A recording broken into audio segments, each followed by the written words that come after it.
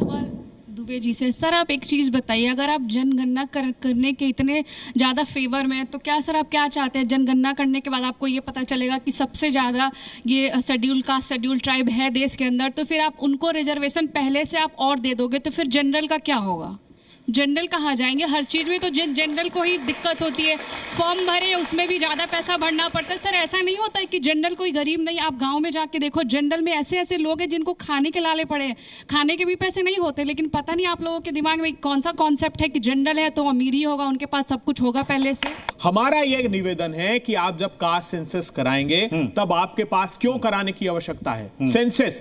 इसलिए है कि यूनियन बनाम जो इंदिरा शाहनी का मुकदमा था उसमें 50% की सीलिंग सुप्रीम कोर्ट ने लगा दी कि 50% से ऊपर नहीं दिया जा सकता, क्योंकि ओबीसी का कोई डेटा नहीं था हमारे पास।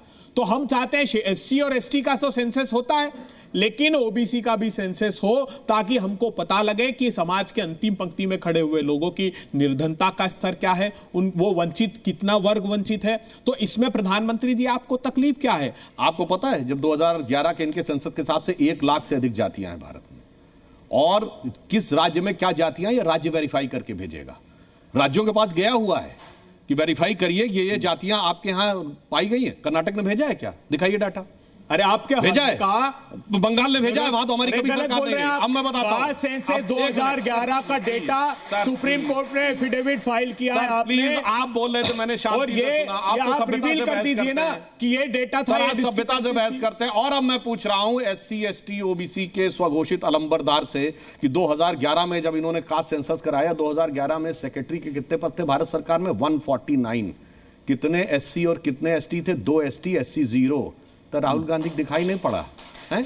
अब आइए आज कितने? उसके बाद सुनिए, इनकी कैबिनेट जाके चेक करिए, मई 2014 में मनमोहन सिंह की कैबिनेट में कितने ओबीसी थे? लास्ट कैबिनेट में केवल एक, वीरप्पा मोइली। देश में अचानक से पत्थरबाजी की घटनाएं क्यों बढ़ रही हैं? ये तो भारतीय जनता पार्टी की सरकारों से पूछो। वहां दिल्ली में रामनवमी का जुलूस निकालने की अनुमति अमित शाह साहब नहीं देते इस भय से, जो पहले दंगे हुए थे उस भय से। कर्नाटक के मांड्या में होता है तो किससे पूछा जाए? देखिए, भारतीय जनता पार्टी यही काम करती है। इनके आज से नहीं, कालांतर से कर रहे हैं। सत्ता को बरकरार रखने का एकमात्र तरीका इनका है। इनके पास डिलीवरेबल्स नहीं है, परिणाम नहीं है। आपके शासित प्रांतों में भी ये सब हो रहा है और आप ही आग लगा रहे हैं। कश्मीर की स्टोन पेल्टिंग बंद हो गई तो इधर बाकी राज्यों में शिफ्ट हो गई। सेकुलर ताकतों की ताकत बढ़ गई है ना, तो थोड़ा सा उनके अंदर ज्यादा गर्माहट आ गई है। सीरियस एलिगेशन लगा रहे हैं, सीधे वो कह रहे हैं कि बीजेपी करवा रही है सर। देखिए, बड़ी मजेदार बात है। जहां पर जब हम सत्ता में रहे तो भी हम ही करवाते हैं, जब विपक्ष में रहे तो भी हम ही करवाते हैं। तो मैं उदाहरण देना चाहता हूं। आपको पता है कश्मीर में 33 साल के बाद श्रीनगर में शियाओं का मोहर्रम का जुलूस शांतिपूर्वक निकला है, शिया सुन्नी का झगड़ा नहीं हुआ है। वो भी हम ही कराते थे क्या? इन लोगों की आदत है कट्टरपंथी ताकतों के साथ समझौता करके चलने। बिल्कुल नहीं किया, इस कारण से समस्या है। और हम लोग सबको साथ में लेके चलते हैं, इसलिए हमारे दौरे हुकूमत में मुस्लिम समाज के आपसी लोगों में भी सामंजस्य बना रहता है। सर, इससे इनका व्यक्तिगत फायदा हो सकता है, सीटें जीत जाएंगे, सरकार बना लेंगे, लेकिन समाज में तो नहीं, पत्थरबाजी से तो माहौल बिगड़ेगा। उस माहौल बिगड़ने से किसका फायदा होगा? वोटर क्या ये सोच करके वोट डालता है क्या? सर, वोटर तो फिर पोलराइज्ड हो जाएगा ना कि मुस्लिम समुदाय या इस समुदाय। ये मतलब पोलराइजेशन। मैं जवाब दूं? जी जी। देखिए, इन्होंने बहुत वाजिब सवाल किया है। इसका समस्या का समाधान क्या है? समस्या बहुत गहरी है और बहुत व्यापक है। और समस्या क्या है कि कैंसर जैसी समस्या को आप कह रहे हैं कि हम पैरासीटामोल देके ठीक करने की कोशिश करेंगे या मेकअप करने की कोशिश करेंगे। क्यों? चलिए, आप कह रहे हैं कि यहाँ पे गणपति विसर्जन में हुआ, वो भाजपा ने करा दिया, वो करवा दिया। मैं कश्मीर में जरा बगल में चले जाओ, चाइना के सिकांग प्रोविंस में कम्युनिस्टों से लड़ाई, वो भाजपा करवा रही है। बर्मा में संत पिराथू और बौद्धिस्टों से लड़ाई, वो भाजपा करवा रही है। कोलंबो में धमाके हो रहे हैं ईस्टर संडे को चर्च में, वो भाजपा करवा रही है। बोस्निया हर्जगोविना में भाजपा करवा रही है। चेचेनिया में भाजपा करवा रही है। फिलिस्तीन में भाजपा करवा रही है। लंदन, मैड्रिड, ब्रिस्बेन में धमाके भाजपा करवा रही है। न्यूयॉर्क से सिडनी तक धमाके भाजपा करवा रही है। सुनिए, सोमालिया, इथोपिया में झगड़ा भाजपा करवा रही है। ये हमास वाला झगड़ा भाजपा ने करवा दिया। महोदय, इतनी बड़ी प्रॉब्लम है, एक ग्लोबल प्रॉब्लम। इसीलिए मैंने कहा, ईमानदारी से पहले प्रॉब्लम को स्वीकार तो करिए, तब समाधान निकलेगा। आपको लगता है चंद कट्टरपंथी वोट मिल जाए उसके बाद देश का क्या होगा? छोड़ो यार। कश्मीर और हरियाणा के चुनाव में कौन बाजी मार रहा है? क्या हरियाणा के लोकसभा के चुनाव के नतीजे जो बीजेपी के लिए उम्मीदों के अनुरूप नहीं आए, क्या वही कंटिन्यू होगा विधानसभा में? आपसे पहले जी नहीं, निश्चित रूप से हरियाणा और जम्मू कश्मीर दोनों में हम शानदार सफलता हासिल करेंगे और मोदी जी के नेतृत्व में भारत जिस परिवर्तन की ओर बढ़ रहा है। तो लोकसभा में डेंट क्यों लग गया?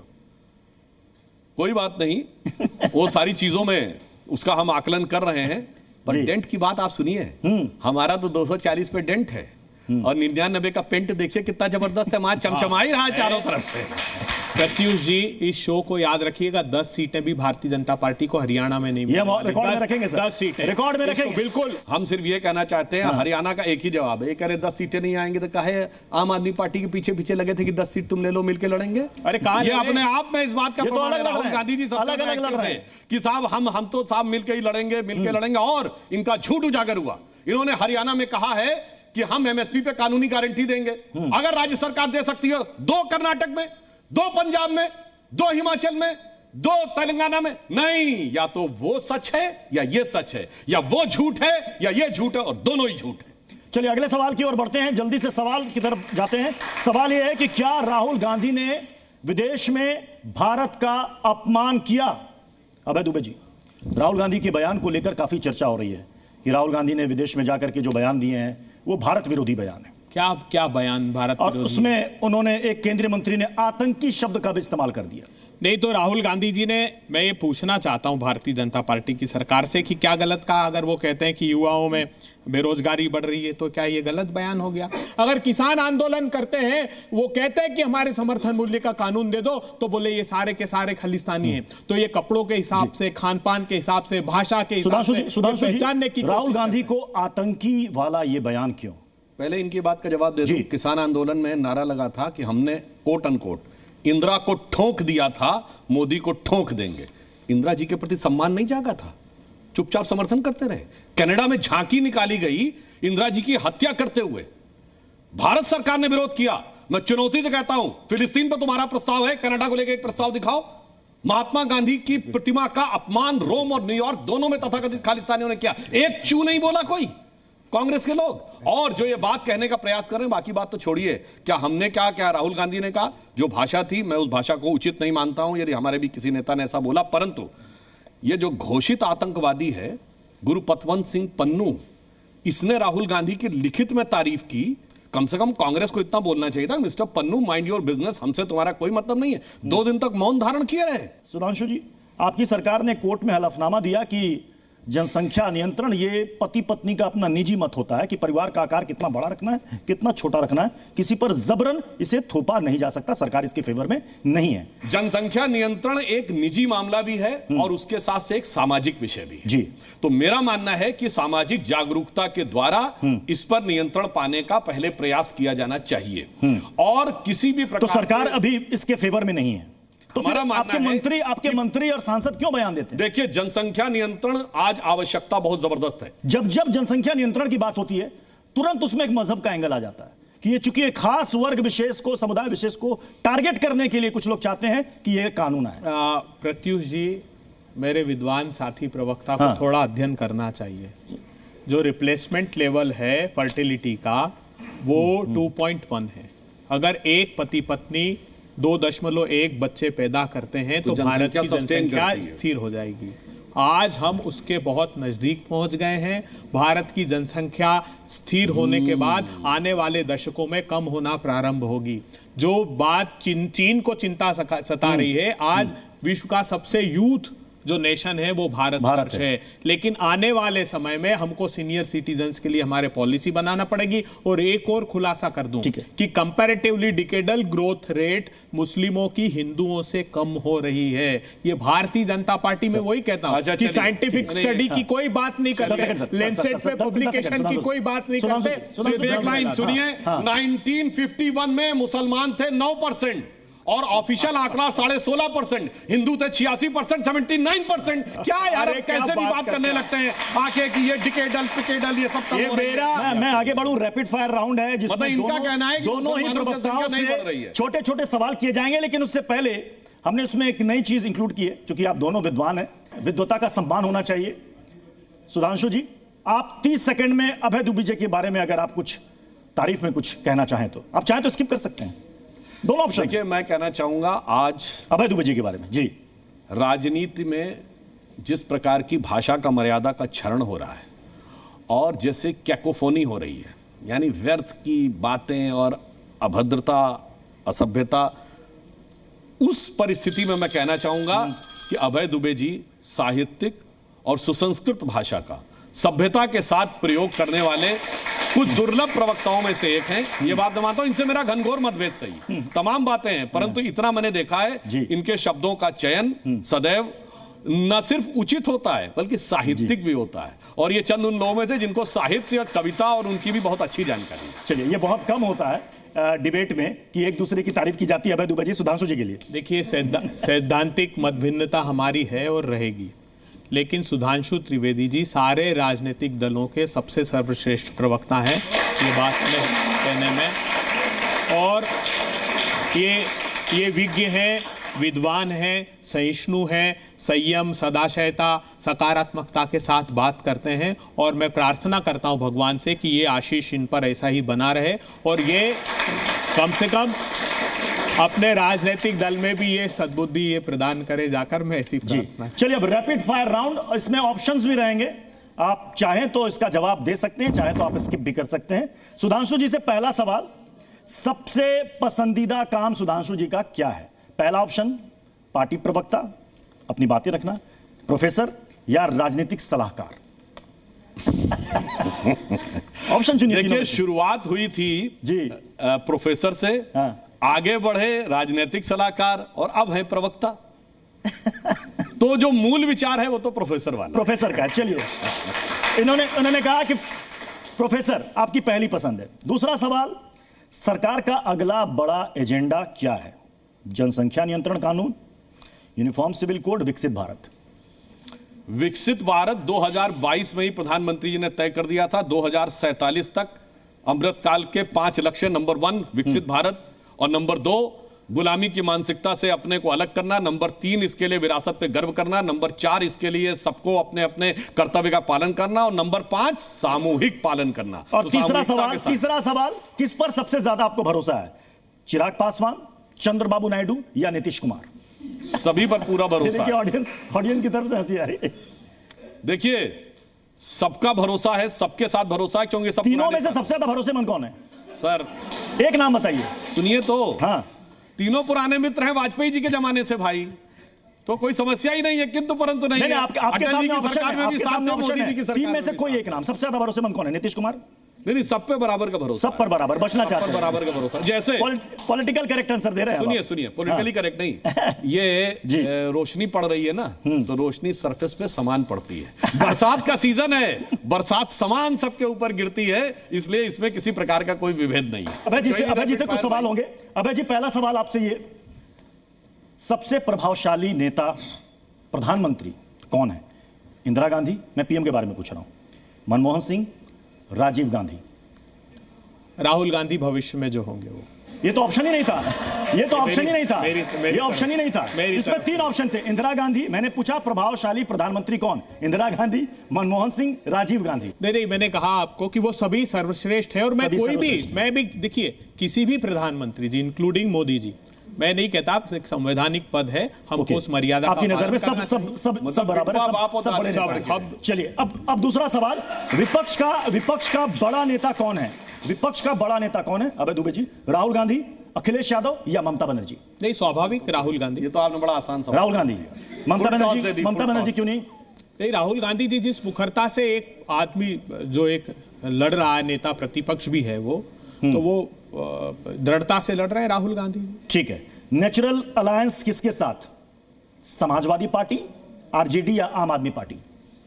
नहीं, देखिए, सोच में पड़ गए। नहीं, देखिए, किसी भी राजनीतिक दल का जो अलायंस होता है वो सैद्धांतिक विषयों पर होता है, कोई स्वाभाविक या अस्वाभाविक का प्रश्न उसमें नहीं है, वो परिस्थिति जन्य भी होता है, वो सर्कमस्टेंशियल भी होता है। सुधांशु जी, आपसे सवाल, सबसे लोकप्रिय प्रधानमंत्री कौन है? Jawaharlal Nehru, Atal Bihari Vajpayee, Narendra Modi? Morning Star consultant ने 6 साल से दुनिया में सबसे लोकप्रिय प्रधानमंत्री मोदी जी को दिया है। और एक और बात कह दूं, मगर अटल जी 40 साल तक देश उनको प्रधानमंत्री के रूप में देखता रहा, मोदी जी को 10 साल पहले से देखता रहा, और बाकी सब तो कुर्सी पाने के बाद नेता बने, प्रधानमंत्री पहले बने। अगला सवाल जल्दी से, मौका मिले तो आप कौन सा मंत्री बनना पसंद करेंगे? शिक्षा मंत्री, सूचना और प्रसारण मंत्री, संस्कृति मंत्री? फिलहाल जो कार्य है, पीछे से आवाज आ रही है, शिक्षा मंत्री, ये देखिए। जो कार्य है उसी को मन लगा करिए। कर्मण्येवाधिकारस्ते मा फलेषु कदाचन। किसके आने से बीजेपी को ज्यादा फायदा हुआ है? ज्योतिरादित्य सिंधिया, कैप्टन अमरिंदर सिंह या नारायण राणे? सभी को आने से फायदा हुआ है। सभी के आने से फायदा हुआ है। हाँ, वैसे एक बात बताएं आपको, कैप्टन अमरिंदर सिंह की स्थिति थोड़ी अलग है। ये इकलौते व्यक्ति थे जिन्होंने मोदी वेव को 2014 और 19 दोनों में पंजाब में रोक दिया था, और जब से ये आए उसके बाद हटे, कांग्रेस साफ हो गई पंजाब में। ओके, कौन ज्यादा सफल विदेश मंत्री है? अटल बिहारी वाजपेयी, सुषमा स्वराज या एस जयशंकर? देखिए, विदेश के समय में इसलिए तुलना संभव नहीं है। अटल जी कोल्ड वार के इरा के थे, और ये जयशंकर जी उभरते हुए भारत के दौर के हैं, और जब उभरने का पहला कदम शुरू हुआ सुषमा स्वराज जी उसमें थी। मगर मैं इतना जरूर कहना चाहूंगा कि अटल जी एक मामले में बहुत अलग थे। वो पहले विदेश मंत्री थे जिन्होंने हिंदी में भाषण दिया था संयुक्त राष्ट्र संघ में जाकर, और जयशंकर जी के टाइम में अंतर यह आया है कि भाई अटल जी तो हिंदी भाषी थे, मगर मोदी जी तो गैर हिंदी भाषी हैं, मगर हर अंतरराष्ट्रीय मंच पे हिंदी बोलते हैं। आपने कभी नहीं देखा होगा कि पहले एक दौर था रशिया के प्रेसिडेंट से हमारा मिलता था। अगला सवाल, संभावना बनी तो किससे गठबंधन कर सकते हैं? शिवसेना, उद्धव गुट, अकाली दल, बीएसपी? हमारा यह कहना है राजनीति में संभावनाओं के द्वार खुले रहते हैं। हम आने वाले समय में और मजबूती से आगे बढ़ेंगे। हाँ, यदि कोई हमारे साथ गठबंधन करना चाहे तो जक्के ठुकराए लोगों को लो मेरे घर का खुला द्वार, मैं अपना सब कुछ लुटा चुका फिर भी अक्षय धनागार। अभय जी, बीजेपी का सबसे बड़ा फैसला क्या था? 370 हटाना, एयर स्ट्राइक या 3 तलाक कानून? नहीं, बड़े फैसले तो जितने फैसले भारतीय जनता पार्टी ने लिए, सारे बड़े फैसले, देश को नुकसान हो रहा है उससे। सर अगला सवाल, पार्टी अध्यक्ष के लिए कौन बेहतर है? प्रियंका गांधी, राहुल गांधी, मल्लिकार्जुन खड़गे? नहीं, अभी तो खड़गे साहब बहुत अच्छे अध्यक्ष हमारे हैं। तो भविष्य में प्रियंका गांधी? नहीं, भविष्य में तो ये मैं अकेला तय नहीं कर सकता, पार्टी तय कर। सबसे बड़ी परिवारवादी पार्टी कौन है? BJP, Samajwadi party, RJD? भाई हमारे तो वसुधैव कुटुंबकम की विचारधारा के लोग हैं। परिवारवादी देश पूरा है, पूरे हम परिवार में आस्था रखते हैं। जिनका परिवार नहीं है, जो परिवार बढ़ाना नहीं चाहते, वो परिवार के खिलाफ। कांग्रेस की लोकसभा में सीटें कैसे बढ़ी?